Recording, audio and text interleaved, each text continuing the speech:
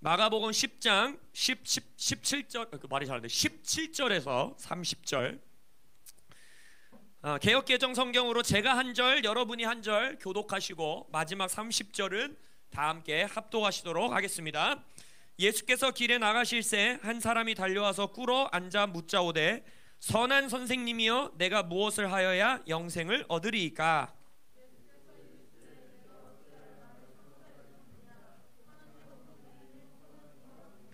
내가 계명을 안 하니 살인하지 말라, 간음하지 말라, 도둑질하지 말라, 거짓 증언하지 말라, 속여 빼앗지 말라, 내 부모를 공경하라 하였으니라.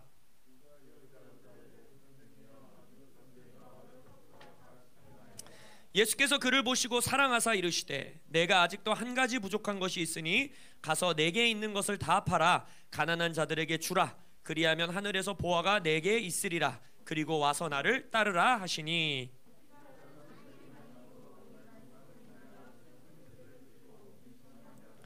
예수께서 둘러보시고 제자들에게 이르시되 재물이 있는 자는 하나님의 나라에 들어가기가 심히 어렵도다 하시니.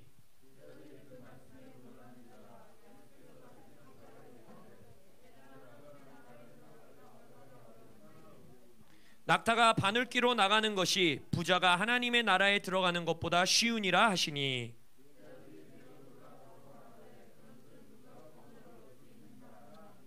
예수께서 그들을 보시며 이르시되 사람으로는 할 수 없으되 하나님으로서는 그렇지 아니하니 하나님으로서는 다 하실 수 있느니라.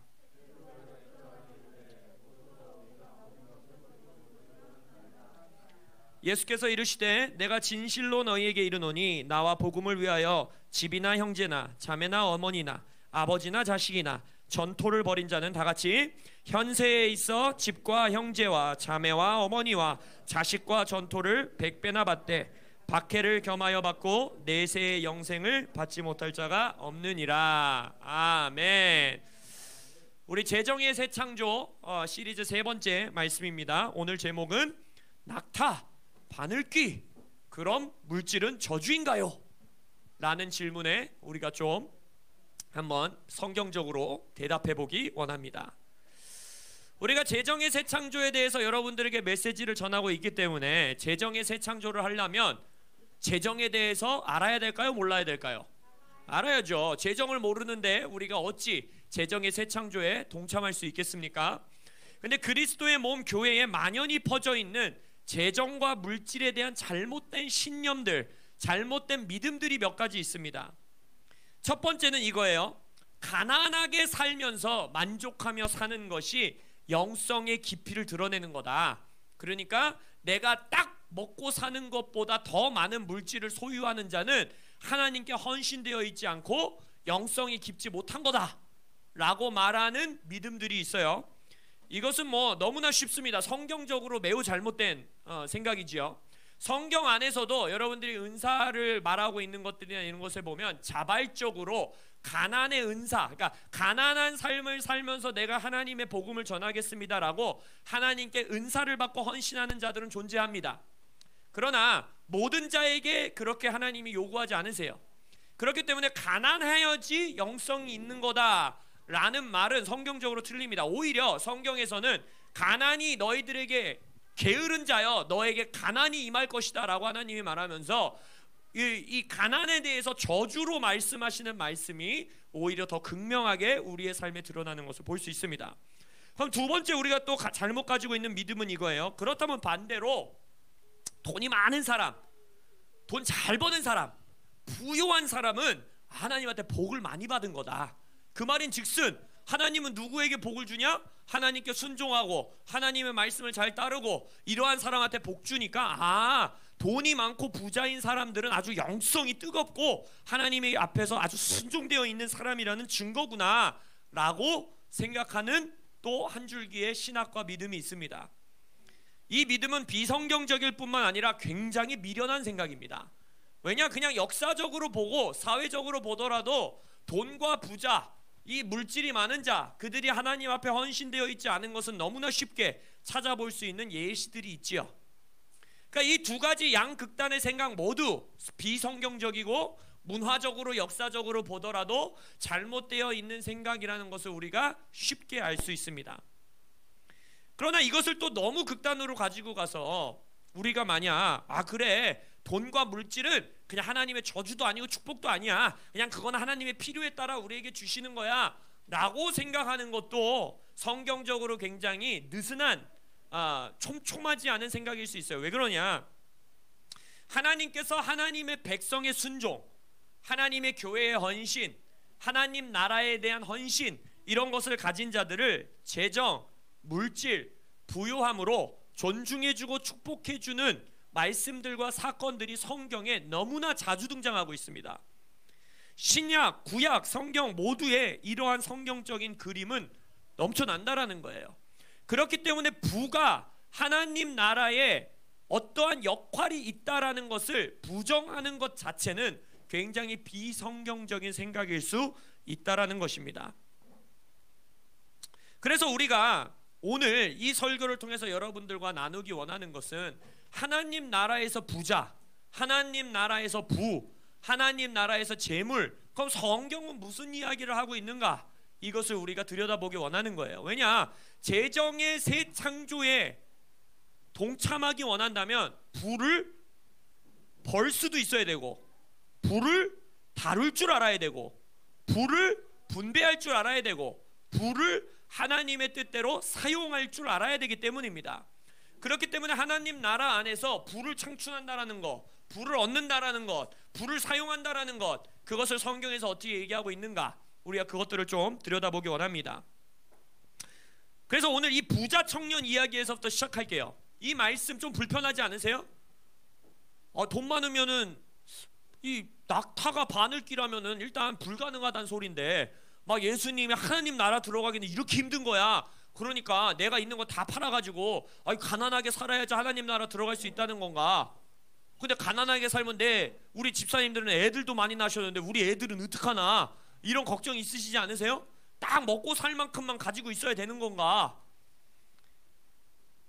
이 부자 청년의 이야기에서부터 성경에서 이 부와 재물에 대해서 어떻게 이야기하는지 한번 보기 원하는 겁니다. 첫 번째, 오늘 본문을 시작하는 것을 보십시오.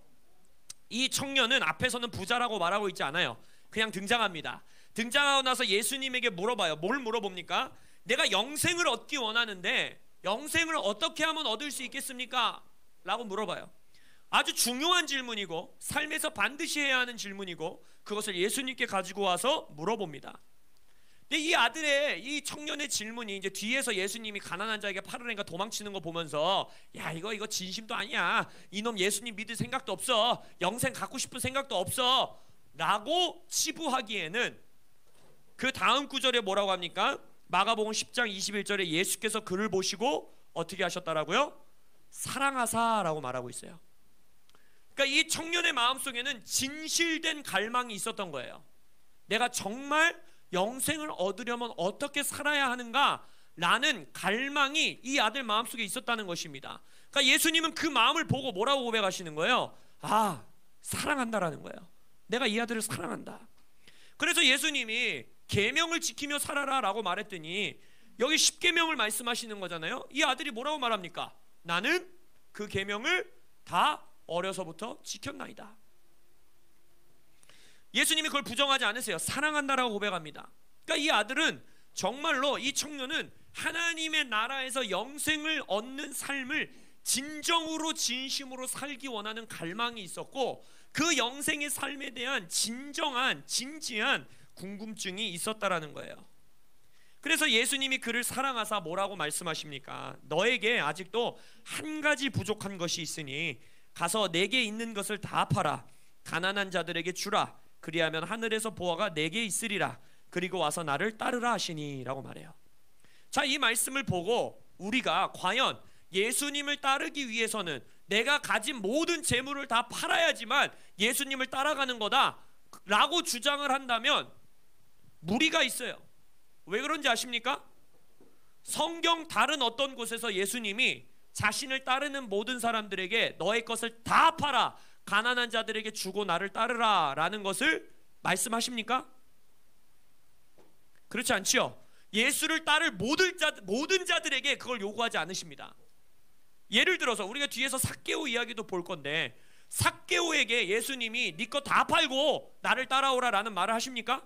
안 하시죠. 오히려 삭개오가 예수님을 만나서 예수님의 감동에 따라 어떻게 해요? 내가 가진 절반을 가난한 자들에게 나누어 주고, 내가 부당하게 이득을 취한, 세리로서 부당하게 이득을 취한 게 있다면 4배로 갚겠습니다 라는 말을 삭개오가 먼저 하죠. 그리고 나서 예수님이 뭐라 합니까? 너의 집에 구원이 임하였도다. 결국 내 제자가 되었도다, 이런 뜻이잖아요. 그러니까 여기서 우리가 반드시 주목해야 하는 것은 예수님이 뭐라고 하셨느냐? 너에게 한 가지 부족한 게 있다는 거야. 한 가지. 이 말은 무슨 말이냐? 예수님은 한 사람 한 사람 당신의 제자로 부르실 때에 그의 마음 가운데 예수님을 온전히 헌신되어 따르는 것을 가로막는 것이 있는 것을 아신다는 것입니다. 이 청년의 삶은 뭘까요? 왜 정말로 영생에 대한 궁금증이 이렇게 진지하게 있었고 예수님이 이를 사랑한다라고 고백했던 청년이었는데 왜 그 재물을 다 팔아 가난한 자들에게 주는 것을 넘어가지 못한 걸까요?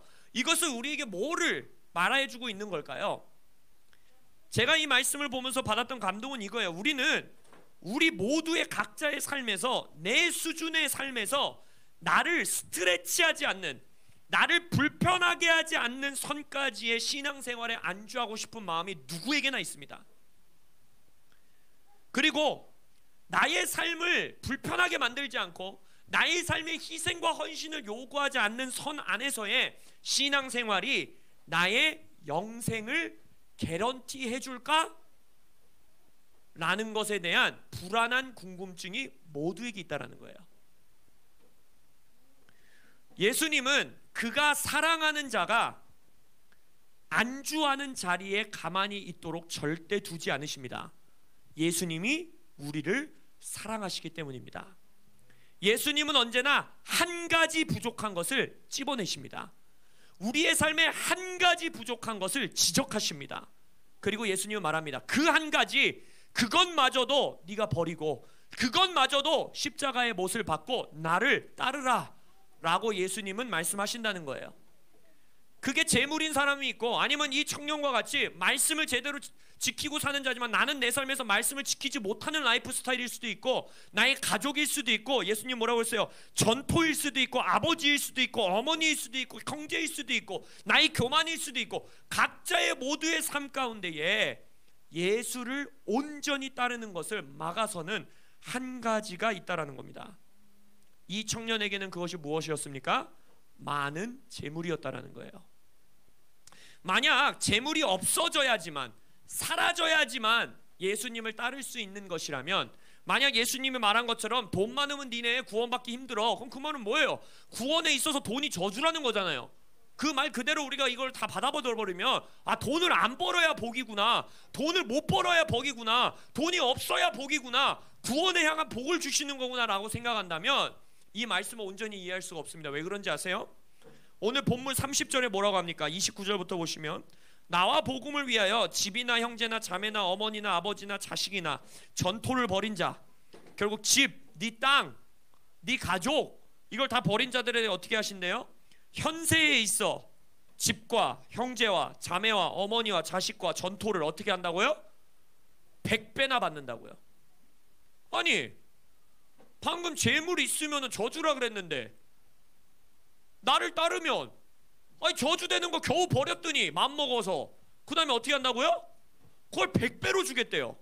예수님이 장난하는 것도 아니고 저주를 버리라고 해서 내가 진짜 굳은 마음 먹고 버리려고 내가 마음 좀 먹어봤더니 그거 버리면 어떻게 한대요? 100배로 준대요. 그 100배를 우리가 그거는 영적인 복, 하나님 나라에서 복이라고 말할까봐 예수님 무슨 말까지 붙이십니까? 현세에 이 땅에서 네가 버린 집, 네가 버린 전토, 네가 버린 돈, 네가 버린 재물, 네가 버린 관계 그것을 100배나 주시겠다라는 거예요. 아까 우리가 삭개오 이야기를 했죠. 삭개오도 한 번도 예수님이 너 세리로서 유대인들한테 등쳐먹고 네 형제들에게 사기치고 그래서 돈 벌었잖아. 너 그래가지고 구원 받겠냐 이놈아. 빨리 그거 돈 다 팔아가지고 빨리 날 따라야지. 이렇게 말씀하시지 않죠. 삭개오의 집에 예수님이 가십니다. 그냥 죄인의 집에 예수님이 그냥 임재하시는 거예요. 그리하였을 때 삭개오의 반응이 뭡니까? 삭개오가 서서 주께 여짜오되 주여 보시옵소서 내 소유의 절반을 가난한 자들에게 주겠사오며 만일 누구의 것을 속여 빼앗은 일이 있으면 내 갑절이나 갚겠나이다. 그러니까 예수님 뭐라 합니까? 오늘 구원이 이 집에 임하였다. 할렐루야. 이 말씀만 보더라도 그래 뭐 예수님이 다 팔아라라고는 안 했지만 그래도 예수 믿으면 내가 가진 거 그래도 뭐 일단 최소한 절반, 최소한 뭐 한 40% 이 정도는 내놔야 된다는 소리 아니야? 라고 생각할 수 있죠. 예수님이 그렇게 생각할까봐 그 다음 구절 어떻게 하는지 보세요. 삭개오 얘기가 끝나고 누가복음 19장에 삭개오 얘기가 나오거든요. 그 바로 다음 구절 11절에 이렇게 말씀하십니다. 그들이 그러니까 사람들이죠. 그들이 이 말씀을 듣고 있을 때에 비유를 더하여 말씀하시니. 자, 방금 삭개오가 구원받았다라는 선포를 받았어요. 방금 삭개오가 내가 내 재산 절반을 가난한 자들에게 주고 내가 사기친 거 4배로 갚겠습니다. 돈을 흘려보내겠습니다. 야, 잘했다 아들아, 너 구원받았다 라고 하면서 구원받았다 하고 그 말을 듣고 있는 모든 사람들에게 비유를 더하여서 내가 한 가지 더 말해줄게 이러고 예수님이 한 비유가 뭘 것 같으세요? 만약 바로 그 뒤에 이어서 부자 청년을 딱 집으면서 너도 임마 돈을 좀 이렇게 갖고 하나님 나라로 들어와 이랬으면은 말이 좀 이어질 것 같은데 그 다음에 비유가 바로 우리가 잘 알고 있는 문화의 비유입니다. 종들에게 한 문화 시륵을 주고 뭐라 그래요? 그 왕이 10문화를 가져온 자에게 잘하였다 칭찬하고 10도시를 다스려라. 5문화를 가져온 자에게 잘하였다 너 이제 5도시를 다스려라. 한 문화를 그대로 가져온 자에게 뭐라고 합니까? 엄청 혼내죠. 이윤을 남긴 종들을 축복하고 한 문화를 지킨 자는 오히려 빼앗아서 10문화를 가진 사람한테 주면서 매우 꾸짖으십니다. 물론 이것을 여기서 말하고 있는 문화는 영적인 거야, 영적인 것을 말하는 거야 라고 말하고 싶겠지만 아니에요. 방금 예수님이 뭐라 그랬어요? 이 말씀을 듣고 있는 모든 자에게 비유를 더하여 설명하시되 라고 했다라는 건 지금 돈의 배경 안에서 설명하고 있다라는 거예요. 삭개오가 내가 내 돈을 들여서 불쌍한 자들에게 나눠주겠습니다 라는 말을 하고 나서 예수님이 이 말씀을 하셨다라는 거예요. 그럼 이것은 재정의 배경 안에서, 물질의 배경 안에서 이 말씀을 해석해야 된다는 것입니다. 자, 뒤에서 이제 이 말씀들에 대해서 더 볼 건데, 만약 여기까지 말씀을 들으시고 이 방 안에 앉아 계신 누구냐고 물어보진 않겠어요. 여러분들의 마음속에 혹시나 다행이다, 돈 벌어도 되는 거구나, 부자가 돼도 되는 거구나, 부자가 되고 싶어 해도 되는 거구나, 다행이네, 진짜 마음이 쫄렸네, 오늘 목사님이 괜히 저 본문 말해가지고 막 돈 벌고 싶어하는 마음 가지면 안 된다고 막 이럴까봐 막 쫄렸는데 다행이다 라는 마음이 생각이 드신다면 오늘 뒤에 설교를 보시면 알겠지만 여러분들은 매우 기도해야 되는 문제가 있는 겁니다. 그게 주제가 아니에요. 우리 질문해야죠. 지금 예수님이 그러면 돈을 가지고 도대체 무슨 말씀을 하고 싶으신 걸까? 도대체 예수님이 지금 돈 얘기를 하면서 우리한테 뭘 깨닫게 해주고 싶으신 걸까? 어떤 진리를 선포하고 계시는 걸까? 이 질문이 나와야 돼요. 재정의 새 창조를 선포하는 우리가 반드시 기억해야 되는 것, 성경 안에서요 여러분, 돈 이야기를 할 때요, 물질 이야기를 할 때요, 거의 모든 경우 그 이야기가 돈에 관련된 이야기인 경우가 거의 없습니다. 예수님이 돈 얘기하고 물질 얘기하고 재정 얘기할 때 그 말씀의 핵심이 돈을 많이 벌어도 된다 안 된다, 돈을 이렇게 가져야 된다 아니다, 돈은 좋은 거다 악한 거다, 이런 것의 주제로 말하시는 경우가 거의 없다라는 거예요. 90% 없어요. 언제나 돈에 관한 얘기, 재물에 관한 이야기를 여러분들이 보면 거의 모든 경우 예수님께서는 인간의 마음, 인간의 영혼, 하나님과 우리의 관계에 대해서 말씀하고 계십니다. 이게 무슨 말이냐? 산상수훈 마태복음 6장에서요 예수님께서 굉장히 많은 구절, 산상수훈의 많은 구절을 할애하셔서 돈 이야기를 하십니다. 뭐라고 하시냐면 땅에 돈을 쌓아놓지 말라는 거예요. 니네가 땅에 아무리 많은 보화를 쌓아놨다고 한들 그거 가지고 안정감을 누리지 말라는 겁니다. 하늘의 보물을 쌓고 영원한 재물을 거룩한 욕심을 내고, 그리고 나서 그 뒤에 뭐라 그래요? 돈과 만몬과 예수님을, 하나님을 동시에 섬길 수 없다. 그러니까 돈과 하나님은 너가 함께 경배할 수 없다. 만몬과 하나님을 동시에 섬길 수 없다라고 말하세요. 이 두 돈에 관한 이야기를 샌드위치 같이 놓고 그 중간에 햄과 같이 넣어놓은 말씀이 뭔지 아세요? 우리가 잘 아는 말씀이죠. 눈은 몸의 등불이니 그러므로 내 눈이 성하면 온몸이 밝을 것이다 라는 생뚱맞은 시력 이야기를 하십니다. 앞구절에서도 돈 얘기, 뒷구절에서도 돈 얘기. 근데 갑자기 정중간에다가 뭘 넣냐면 눈 이야기라는 거예요. 눈. 이게 무슨 말인가? 눈이 성하다라는 것이 무슨 의미인지를 보면은 이해가 되겠죠. 여기서 이 선하다라는 헬라어는 성경 안에서 이 이야기를 하실 때 딱 누가복음, 마태복음에서만 씁니다. 산상수훈속 이야기에서. 이 눈이 선하다, 성하다라는 뜻은 밝다, 명확하다, 순전하다 이런 뜻을 가지고 있는데, 이것은 두 단어의 합성어입니다. 첫 번째 단어는 알파, 아시죠? 알파요 오메가요. 그러니까 알파라는 단어의 뜻은 첫째, 처음, 가장 최고의 것 이란 뜻이에요. 그 다음에 두 단어로 합성어가 되어 있는데 또 다른 단어는 하나는 뭐냐? 아주 많은 이라는 형용사예요. 아주 많다. 결국 눈이 성하다라는 것은 무슨 말이냐면 나의 시선, 나의 집중, 나의 염려를 빼앗아 갈 것이 이 땅에는 아주 많다라는 거예요. 그 뒤에 구절에서 뭐라고 해요? 너의 먹는 거 문제, 입는 거 문제, 너가 뭐 먹고 뭐 마실지 뭐 입을지 염려하지 말아라. 저 들풀에 꽃을 봐라. 하늘에 나는 새를 봐라. 하나님이 먹이시고 하나님이 입히시지 않냐, 이런 말씀하시잖아요. 그러니까 예수님은 말하는 거예요. 너의 눈으로 이 땅을 바라봤을 때 너의 시선을 빼앗으려고 하고, 너의 마음을 빼앗으려고 하고, 너의 마음을 소유하려고 하고, 너의 삶에서의 결정을 좌지우지하려고 하는 요소들이 이 땅에 너무 많다라는 거예요. 넘쳐난다라는 거예요.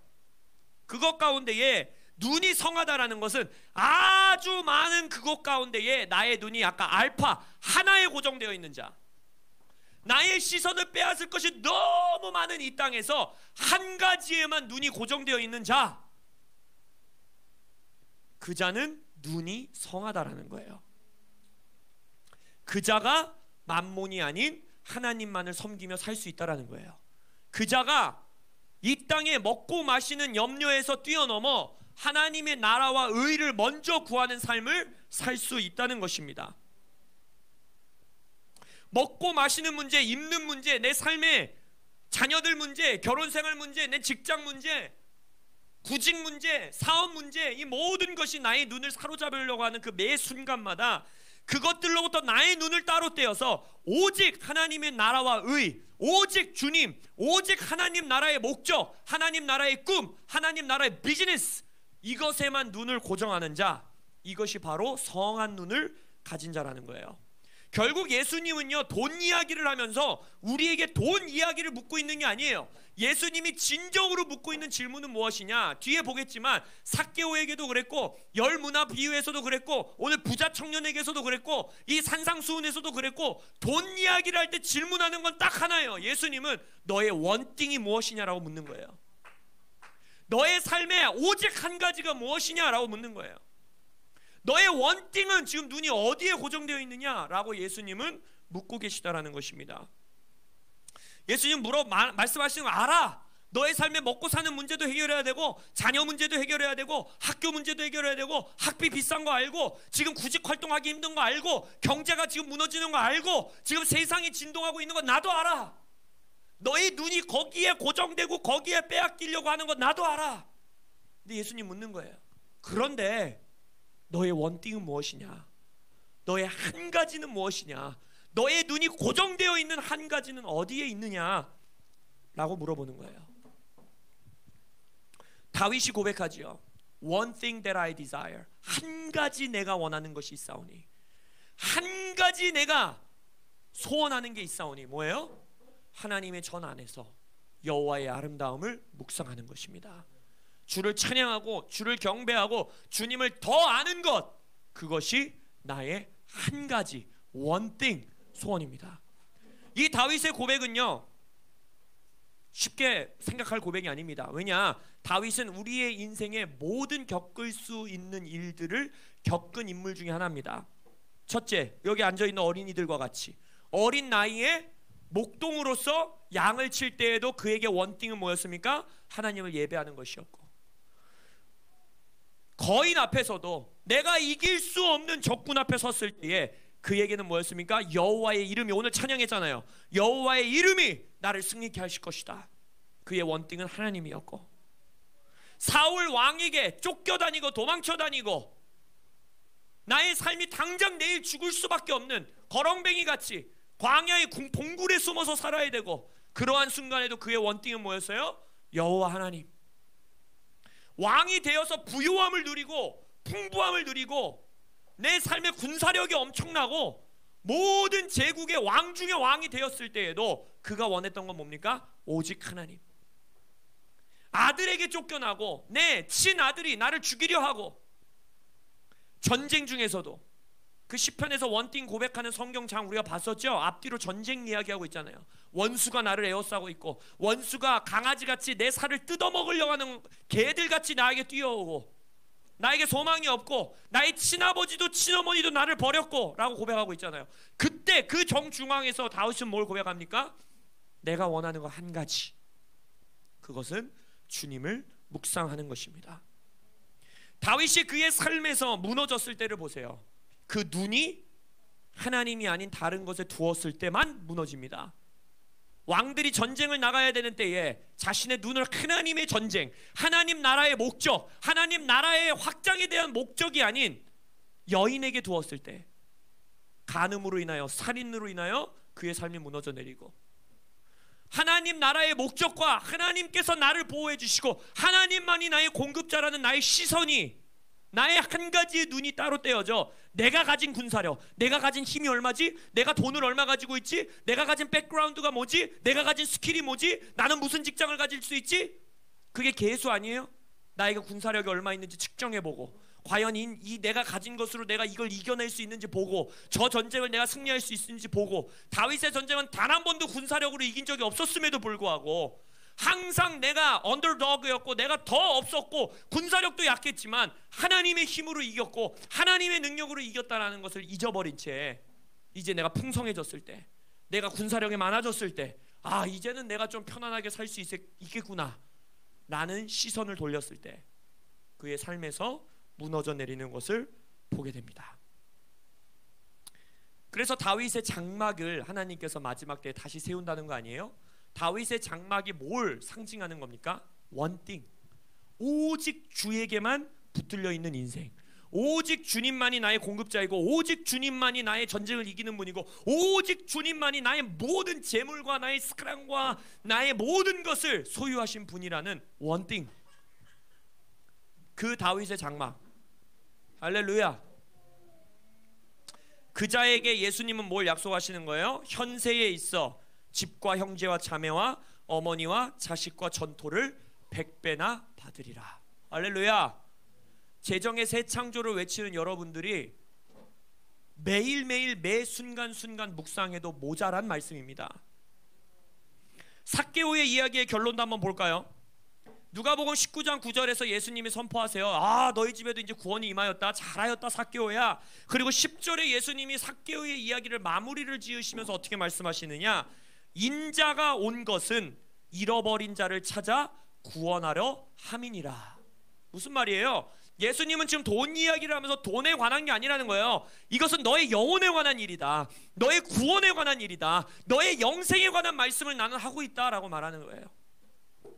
우리가 생각하는 구원 말고 부자 청년이 생각했던 나 여기까지만 헌신할 테니까 천국은 가게 해주세요, 나 여기까지는 헌신할 테니까 내 자녀 잘 먹고 잘 살게 해주세요, 나 여기까지는 헌신할 테니까 이 땅에서 직장 구하고 그래도 내가 교회 갈게요, 11조 할게요, 나 이런 거 다 할게요, 여기까지 할 테니까 내가 하나님 나라에 적당하게 쓰임받을 수 있게 해주세요 라고 말하는 구원, 그 구원을 예수님은 원치 않는다는 거예요. 인자가 온 것은 잃어버린 자를 찾아 구원하려 함이라. 예수님이 원하는 구원은 뭡니까? 오직 원띵, 예수만이 나의 삶의 모든 것이고 예수가 나의 삶의 모든 주인 되시는 그 구원, 그것을 나는 주러 왔노라 라고 예수님은 말씀하신다는 거예요.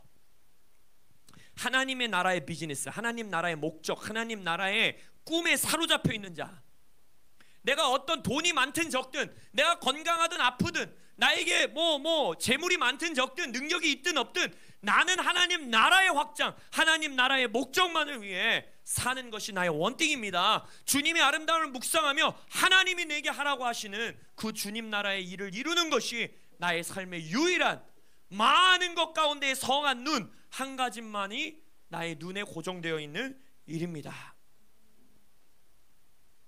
문화의 비유에서도 한번 볼까요? 문화의 비유에서 심판받는 자는 두 종류의 사람이 나옵니다. 그 문화 10개, 5개, 1개 가져온 사람들만 생각하시면 안 돼요. 이 문화 이야기를 다 읽어보면요, 처음에 왕이 멀리 떠납니다. 그러면서 이 왕이 떠나면서 종들에게 이게 맡겨요. 근데 그 종들이 그 앞에 나오는 이야기가 있어요. 일부 이야기가. 그 종들이 어떻게 합니까? 우리는 저 왕이 싫다라는 거예요. 그래서 저 왕이 싫다라고 말하는 편지를 보내요. 신하를. 이제 당신은 우리 왕 하지 마십시오. 그리고 나서 왕이 돌아와서 10문화, 5문화, 1문화 하고 마지막에 누구를 심판하냐면 나를 왕으로 원치 않다고 했던 저들을 어떻게 하라고요? 죽여버려라 이래요. 심판하십니다. 그리고 두 번째 심판받는 자는 누구입니까? 1문화를 가만히 갖고 있었던 자. 1문화를 가만히 갖고 있었던 자의 특징은 뭐예요? 자신이 섬기는 왕이 어떤 분이신지를 몰랐던 자입니다. 내가 섬기는 왕은 나에게 맡긴 이 재정을 가지고 이윤을 남기고 하나님 나라의 이 왕의 나라를 위한 목적을 위하여 이윤을 남기기 원하시는 왕이라는 걸 모르는 자였어요. 당신이 두려워서, 당신이 겁나서 결국 왕이 누군지를 몰랐던 거죠. 결국 무슨 말입니까? 당신이 나의 왕인 것을 원치 않습니다 라고 말하는 자들. 그걸 극단적인 이야기인 것 같지만 아까 부자 청년의 삶에서 우리는 들여다볼 수 있는 거예요. 교회 다니면서도 11조 하면서도 교회 생활 다 하면서도 헌금도 많이 하면서도 여전히 하나님이 우리의 유일한 왕이 아닌 삶을 살 수 있다는 것입니다. 여기까지는 헌신할게요. 여기까지는 내가 부자 청년에게 뭐였어? 나 계명도 열심히 지키고 영생에 대한 질문도 항상 하고 말씀 통해서 영생이 무엇일까 공부도 하고 연구도 하고 기도도 할게요. 그러나 그에게 한 가지 건들지 마세요. 뭐였어요? 그 아들에겐 재물이었고 여러분에겐 그 한 가지가 무엇입니까? 예수님이 여러분들의 마음속에 여기는 내가 왕할 거예요, 여기는 내가 다스릴 거예요, 여기는 내가 통치할 거예요 라고 하는 부분. 청년들도 이것에 대해서 씨름하셔야 돼요. 내 미래, 내 직장, 여자친구, 남자친구, 연애, 결혼, 뭡니까? 부모님들은 자녀들, 자녀의 미래, 그 한 가지, 거기에 나는 당신이 왕인 것이 있습니다 라고 말하는 자에게는 하나님의 저주가 있다라는 거예요. 또한 둘째, 뭡니까? 하나님을 모르는 자. 교회는 다니고 하고 있는데 나를 향한 하나님의 뜻이 뭔지 모르는 거예요. 나를 향한 하나님의 목적이 뭔지 모르는 거예요. 하나님 나라 안에서 내가 무슨 역할을 해야 되는지 모르고 있는 거예요. 청년들이 그래서 창조주 하나님을 청년에 만나는 게 너무 중요한 겁니다. 내가 왜 태어났는지, 내가 이 땅에서 하나님 나라 왕의 신하로서 뭘 해야 하는지를 모르는 자는 하나님의 복 가운데, 재정의 이윤을 남기는 일 가운데에 쓰임받을 수 없다라는 겁니다. 그 왕은 결국 그 문화 비유에서 뭘 원했던 겁니까? 재정으로 하나님 나라의 도시를 다스리는 걸 원했던 거잖아요. 이윤을 남긴 자들에게 그래 네가 나의 도시를 다스려라 하고 도시를 주지 않으십니까? 청년들이요, 여러분들은 도시를 다스려야 합니다. 여러분들은 이 나라를 다스려야 돼요. 재정을 가지고 하나님의 나라의 확장을 꿈꿔야 합니다. 근데 그것이 내 안에 원띵으로 있지 않는 자들은 어쩌면 여전히 나의 문화를 그냥 꽁꽁 감추고 있는 자들이 있다라는 거예요. 그리고 예수님은 물어보는 겁니다. 네 왕이 누구냐? 아니 90% 말고 네 마음속에 한 가지 부족한 것, 거기에 왕이 누구냐? 너의 자녀들의 미래, 너의 학업, 너의 직장, 너의 미래, 너의 사업, 한 가지 부족한 거기에 왕이 누구냐라고 예수님은 끝까지, 왜요? 우리를 사랑하시기 때문에 이 청년을 사랑하사 그에게 그 질문을 끝까지 하신다는 거예요. 오늘의 본문에서도 예수님이 결국 뭐라 합니까? 제자들이 와, 어이 낙타 반응이, 아이 그럼 누가 구원받을 수 있어요? 아니 돈 없는 게 낫겠네. 똑같이 말하는 거예요. 얘들도 아니 돈 없는 게 낫겠습니다. 그냥 돈 주지 마세요. 그러니까 베드로가 말하잖아요. 아 우리 다 버리고 따라갔다고. 우리는 괜찮지 않겠냐고 질문하는 거예요. 그러니까 예수님이 뭐라 합니까? 아 야야야, 돈 많고 적고의 문제가 아니고 뭐라고 합니까? 사람으로는 할 수 없으되 하나님은 그렇지 아니하니 하나님으로서는 다 하실 수 있느니라. 결국 예수님은 또 질문하는 거예요. 네 눈이 지금 어디에 있냐는 거예요. 네 돈 많고 적고에 있느냐? 네가 우리 이거 버리고 따랐습니다. 내가 뭘 버렸는지에 너의 눈이 있느냐? 아니면 너의 눈은 오직 너의 삶에서 너를 구원할 수 있는, 너의 공급자가 될 수 있는, 모든 것을 이룰 수 있는 하나님께 고정되어 있느냐? 나에게 능력 주시는 자의 능력으로만 사는 자, 가난할 때이든 부할 때든 오직 하나님께만 눈이 고정되어 있는 자, 그 자를 찾으신다라는 거예요. 물질을 말씀하실 때 물질에 관한 말씀이 아니라는 것을 잠언에서도 볼 수 있습니다. 잠언 30장 8절에서 9절에 보면 이런 기도를 올려드려요. 하나님께 하는 기도입니다. 곧 헛된 것과 거짓말을 내게서 멀리 하옵시며 나를 가난하게도 마옵시고 부하게도 마옵시고 오직 필요한 양식으로 나를 먹이시옵소서. 혹 내가 배불러서 하나님을 모른다 여호와가 누구냐 할까 하오며 혹 내가 가난하여 도둑질하고 내 하나님의 이름을 욕되게 할까 두려워함이니이다. 이게 무슨 말이에요? 우리의 삶에서 가난함과 부요함 두 가지 모두가 하나님께 나아가는 길을 막을 수 있는 장애물이 될 수 있다라는 거예요. 이자의 기도와 같이 내가 가난할 때에도 하나님께 나아가는 것을 막히지 않기를 원하고, 내가 부유하고 부자가 되었을 때도 하나님 앞에 나아가는 것을 막히는 그러한 장애물이 되지 원치 않습니다라고 기도하고 있는 거 아닙니까? 결국 다시 한번 말씀드리지만 성경에서 돈 이야기를 할 때에 오로지 돈 이야기를 하는 경우는 거의 없어요. 그 돈을 통해 하나님은 지금 여러분들의 마음을 체크하시는 겁니다. 여러분의 영혼을 지금 좋은 의미로 후벼파시는 거예요. 너에게 부족한 한 가지가 뭐냐? 여기만큼은 내가 왕할 거야 하는 그 영역이 무엇이냐? 라고 예수님은 묻고 계시는 겁니다. 그럼 질문해야죠. 왜 그렇게 집요하신가? 굳이 왜 그렇게까지 하셔야 하는가? 이 질문을 해야 되지 않겠습니까? 물론 예수님이 나를 사랑해서 그런 건 알겠는데 왜 굳이 그렇게까지 하셔야 되냐는 거예요. 여러 가지로 설명할 수 있겠지만 오늘은 이 재정의 영역 안에서 그걸 한번 보기 원해요. 무엇이냐?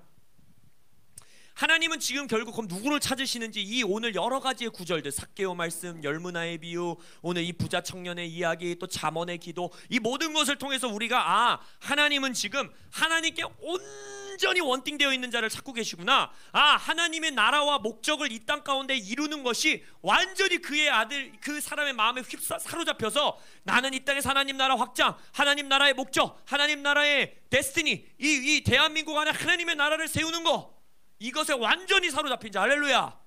그러한 원띵을 하는 자들 되시길 예수 이름으로 축원합니다.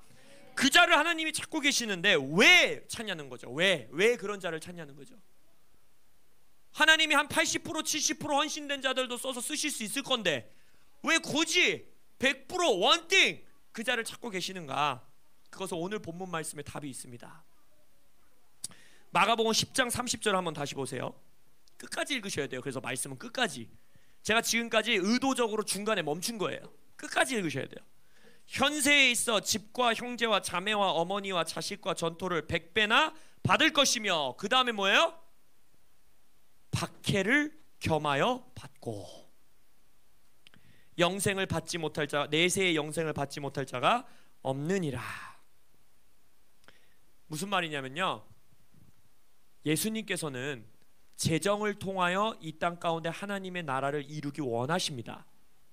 열 문화의 비유에서도 보았지만 5고울 10고울에 대한 권세와 영향력을 그 재물 얻는 능력을 통하여서 하나님께서 주시는 모습들을 반복적으로 보여주세요.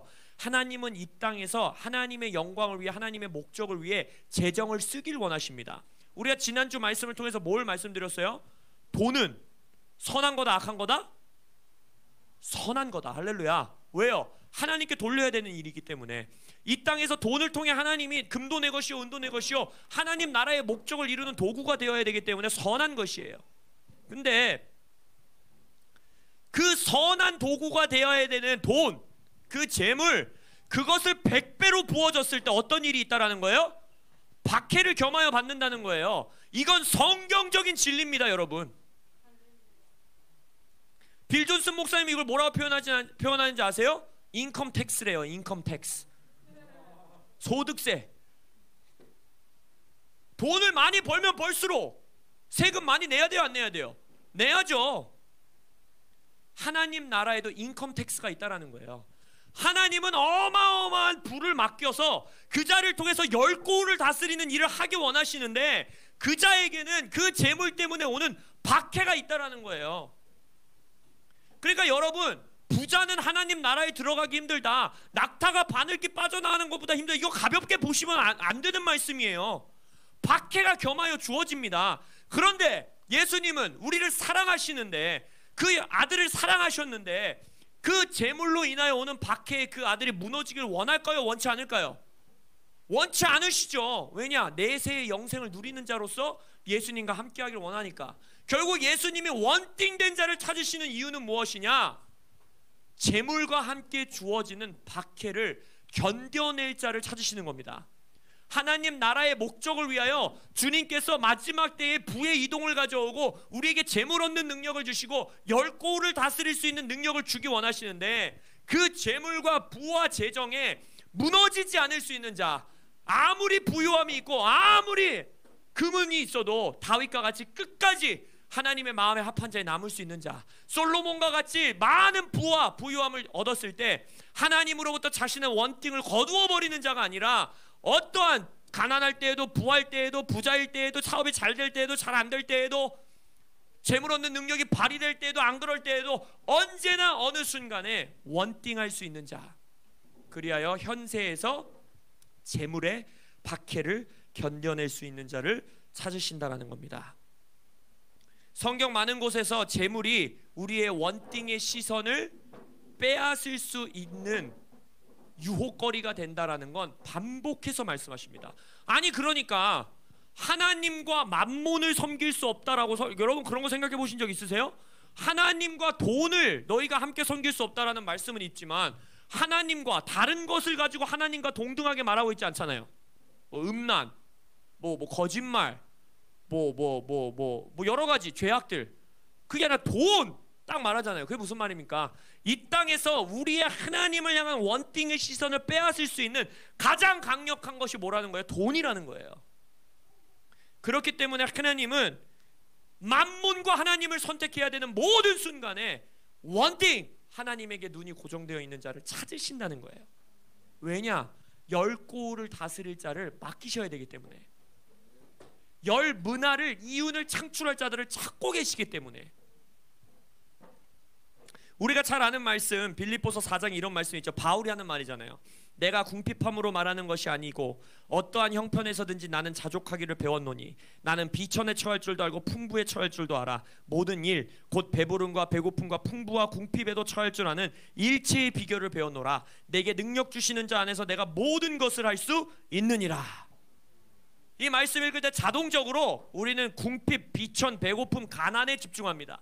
맞아, 우리가 지금 사업이 잘 안 되고 우리가 지금 뭔가 재정에 어려움이 있고 코로나 때문에 뭔가 돌파가 안 되고 이럴 때는 기도의 자리에서, 예배의 자리에서 씨름하면서 하나님의 능력으로 이겨내고, 내가 지금 직장 찾아야 될 때 직장 찾기 어렵다고 하지만, 구직 활동이 어렵다고 그러지만 막 기도함으로 금식함으로 하나님의 능력으로 살아야지.